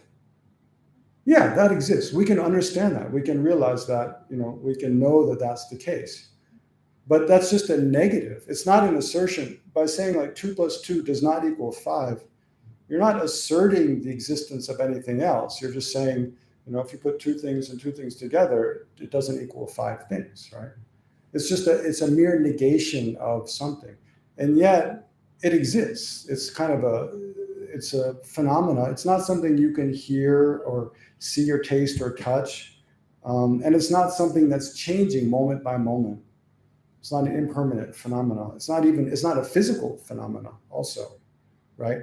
But yet it's true, and we can know that it's true without any doubt whatsoever. So that's it's an example of a negative phenomena. 2 + 2 does not equal 5. And I mean, in that way, it's like similar to, the lack of an elephant in the room. There's no elephant. Or say if you have a sibling like my mother, my mother is not here, right? That's another kind of true statement, right?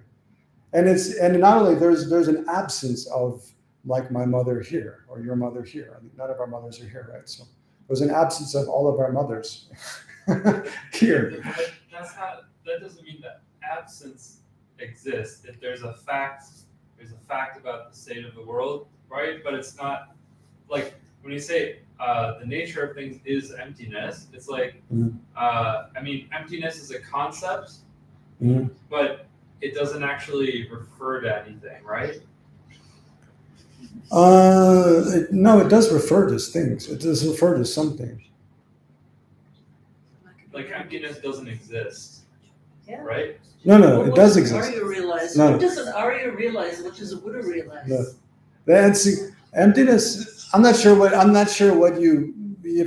when you say emptiness, like what you're thinking of, right? Because emptiness, in ordinary, we say, it can mean something very different. But in the specific, context here of Buddhist philosophy, it means emptiness of inherent existence.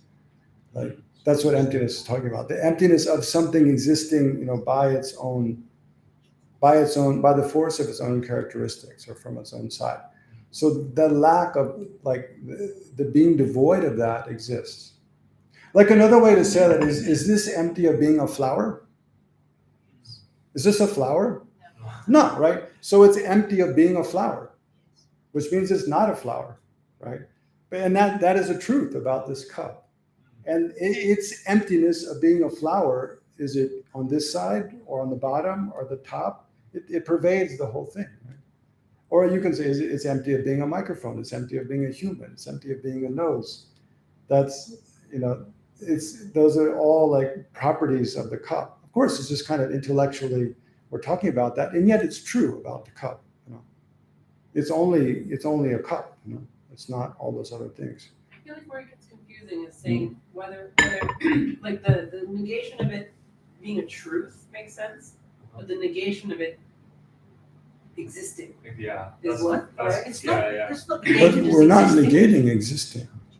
Well, then the negation, isn't that, Yeah. so like yeah. the lack of koala Mhm. Yeah. is a truth that makes sense to me, but the lack of koala as a exists, Yeah. right? As something that exists. Yeah. That's Yeah. where it gets. Yeah, but that's why I'm trying to give different examples of negations that do exist. Like 2 + 2 does not equal 5. That exists. That's like, Why does it exist? well, yeah, that's a good question. Like, what is the measure of something existing? That I didn't really discuss. In Buddhism, I mean, that's one thing I find very good about Buddhism.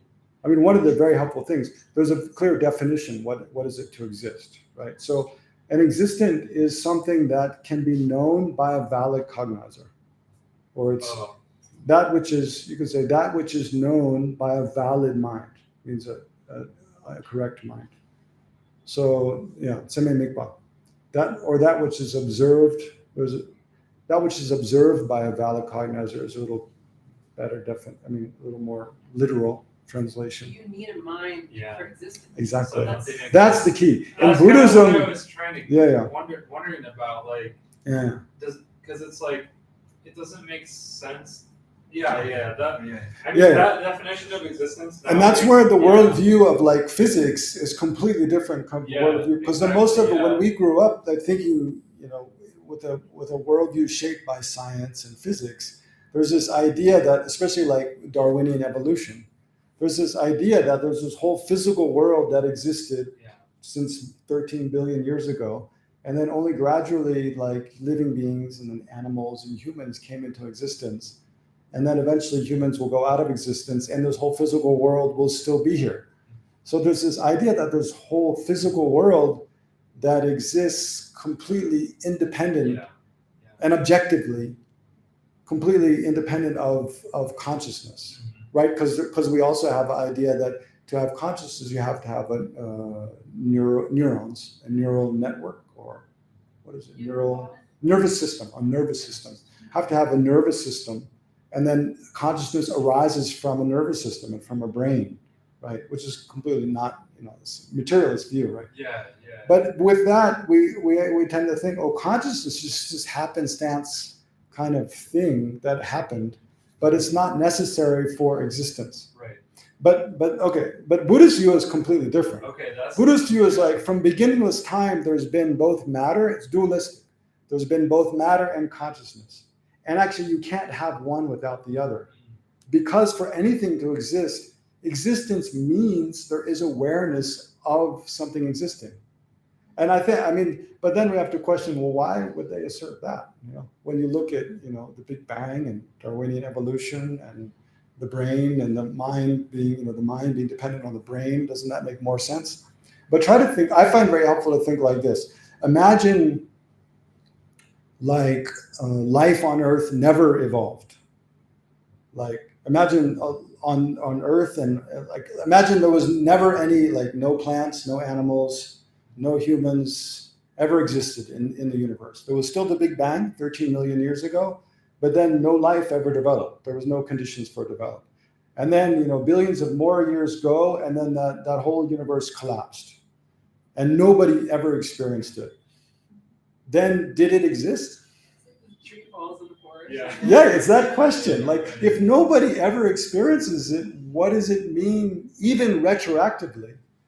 There was not only during the existence of that hypothetical universe, nobody experienced it, but in the future, nobody ever saw any slightest sign that it ever existed. So in that case, to say, but it existed, it's a contradiction. To say it existed means you have some reason to say that existed, means there's a mind perceiving something about it, either at the same time or retroactively. But if no one ever knew anything about it at the time or anything about it in the future, then essentially it's non-existent, because it's not part of any reality. It's not because it's not part of any experience by consciousness. So that's why the Buddhists say for something to exist means that it is an object of awareness, of a valid awareness. And then to distinguish from hallucinations, because we have hallucinations of things which actually don't exist, we just imagine they exist. So not only for something to exist, it has to be an object of awareness, it has to be an object of a valid awareness, an awareness which is, you can say, kind of grounded in reality. Yeah. Which can be proven to be correct by how mostly by comparison with other people's awareness. Now, that's how we know something is a hallucination, because we ask the person, do you see that? And they're like, no. And then we realize, oh, that's just my hallucination. This really clears things up for me. Honestly, I didn't know how to formulate the question, but that's where my confusion was. Yeah. Talking about existence, and I had a totally different concept of existence from Western philosophy.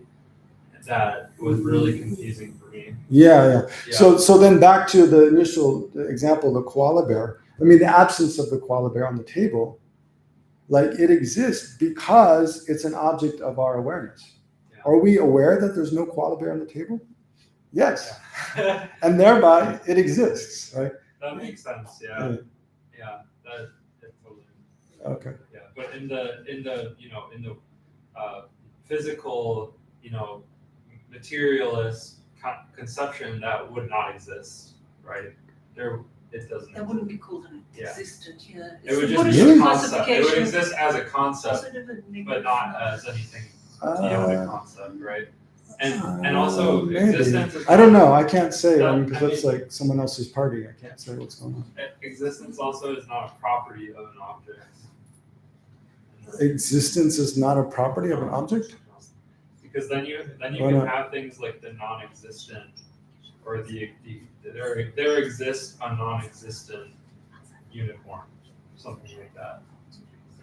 Maybe. So anyway, it's we leave that for next course. Yeah, I don't even.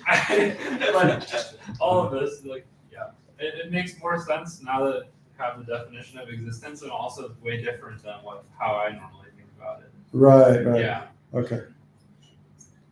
I mean, do you have a definition of existence from Western philosophy or physics or something like that?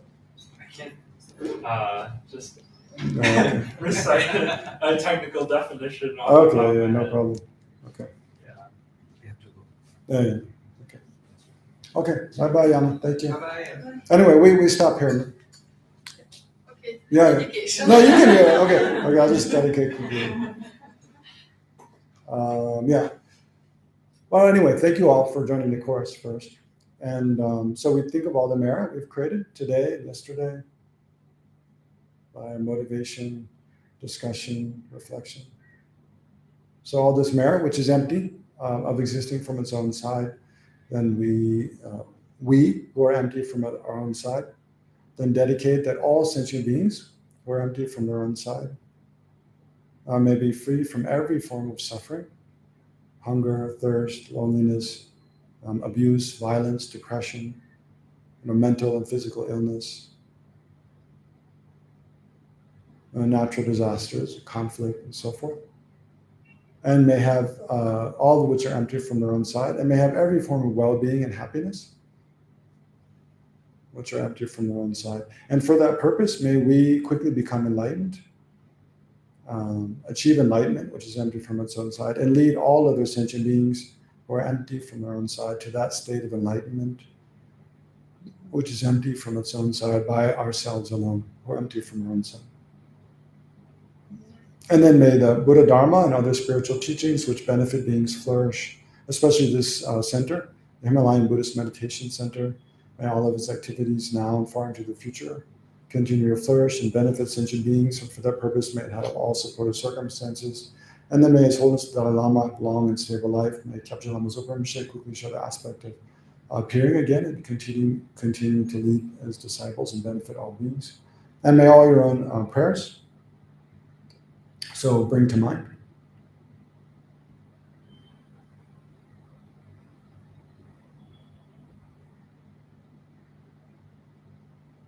So may all your own wholesome aspirations also be actualized. Okay, thank you all, and hope we meet again. I would like to begin both. So thank you, Geshe. It was a pleasure having you here for 2 days, and it was wonderful. I can give one analogy. I mean, the way the 2 days of experience I had. It's like going to any other country and spending only 2 days there and trying to know everything about the country is impossible within 2 days. You have to stay there at least for, I don't know, 10 years, 5 years to really know about the culture and everything, right? Like if I go to Russia or Ukraine, within 2 days I don't know anything. I just know superficially. So it was really challenging for Geshe to, for beginners like us to really get the knowledge across. But you did a wonderful job with sharing the materials for the today's course. And with a small token of love that you have here, Kada.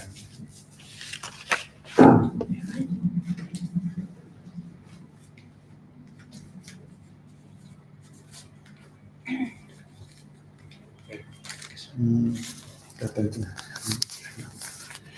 And also Vicky, she was here for, she was doing a meditation session for like in the evening for almost more than a month. So I would like to thank several months. So I really would like to thank you, and please set this Hada. Okay, thank you so much. Thank you so much. There you go. Oh, thank you so much. Thank you. Thank you, dear. Thank you. Thank you very much for everyone coming here. Let's take a group photo, small group photo here. Okay. Thank you. Thank you, Thank you, Sushil, for organizing. Thank you to all of you. And Geshe, please do come back every time you're in Kathmandu Valley. Every time you come back to Nepal, please always teach at HBMC. Would be most. Oh, okay. Thank you. Yeah, I'll try. And also Geshe Life.